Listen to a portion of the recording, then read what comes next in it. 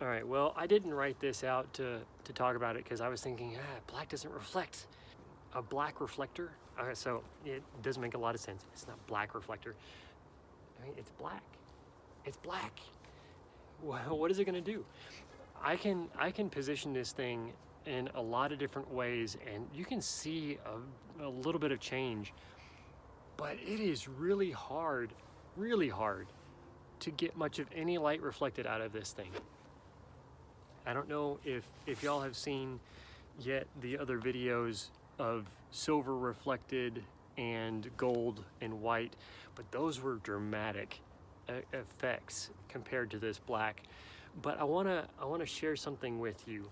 One of the things that you noticed with this specific reflector is it may not there's the gold, or I'm sorry, that's the silver, but you might not really see a lot of difference with actually reflecting light onto me, but there are some areas that maybe are reflecting light into my face that you want to block. So that black would be good to block that light. Or the other side of things, we were talking about shadow in other videos. You can use this black side to create a kind of shadow. Or the other big key thing is, if you want to have a dulling effect in not just creating shadow, but creating an edge.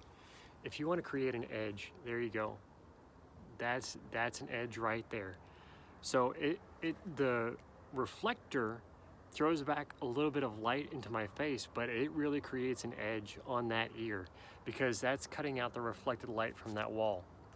So you can see there's some light, but I'm not really getting a whole lot of light from my other spotlight over here, floodlight over here, but I'm getting a lot of light over here that's kind of reflecting off of the brick wall.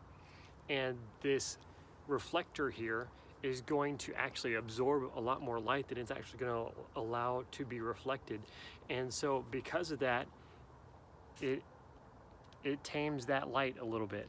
And now we have more of a unified shadow coming across my face. And so now it's pretty much just half of my face is lit, half of my face is not.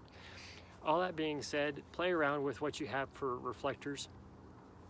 Maybe you want to reflect from one side and diminish some of the light from the other.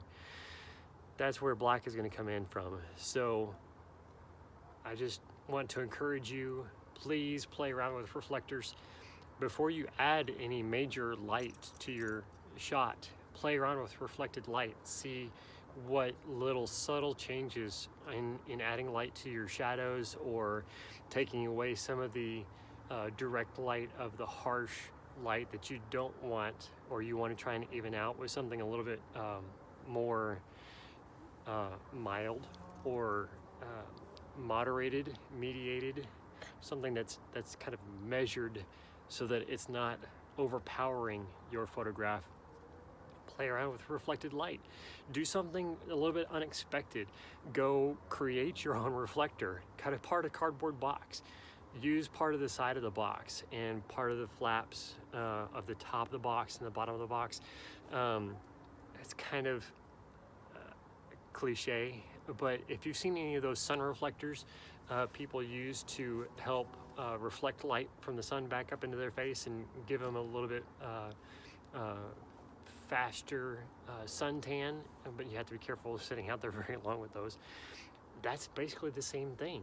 But what some of those were, they were actually made from cardboard and tin foil. So have fun with it.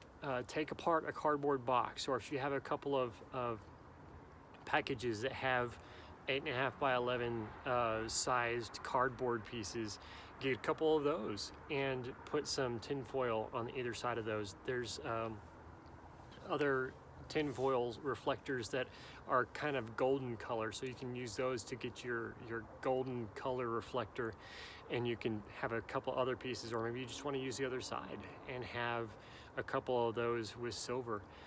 Play around with the reflective highly reflective side that you can almost use like a mirror, or the other side that's a little bit more matte in style, and see what works better in your photograph. Something that might not be quite as harsh and show as much line or a crease in the tinfoil, and something that, being matte, might give you a little bit more even of a color reflected back into your subject. So have fun, play around with crafts, and make something with your nephews or kids or your grandkids, and have a little bit of fun when you have created that little craft project as a reflector for your photos. So all that being said, have fun. Thank you for watching. Please subscribe to the channel, like this if you learned something and got some ideas of how to add creativity to your photographs, and ring that notification bell so that you don't miss any other videos that we have coming up.